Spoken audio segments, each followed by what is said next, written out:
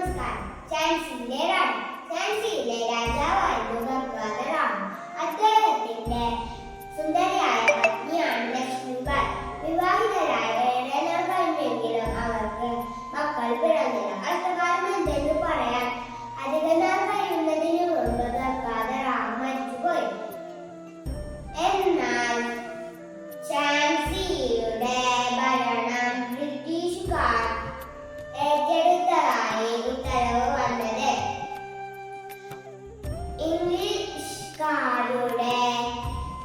ഈ കൊടും ചതിക്കെതിരെ പോരാടാൻ ഝാൻസി റാണി തീരുമാനിച്ച. ലക്ഷ്മിബായി പുരുഷവേഷം ധരിച്ച്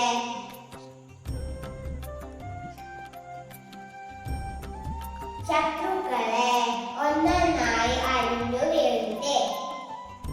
ബ്രിട്ടീഷ് പടയോട് അധിക നേരം പിടിച്ചു നിൽക്കാൻ അവർക്കായില്ല.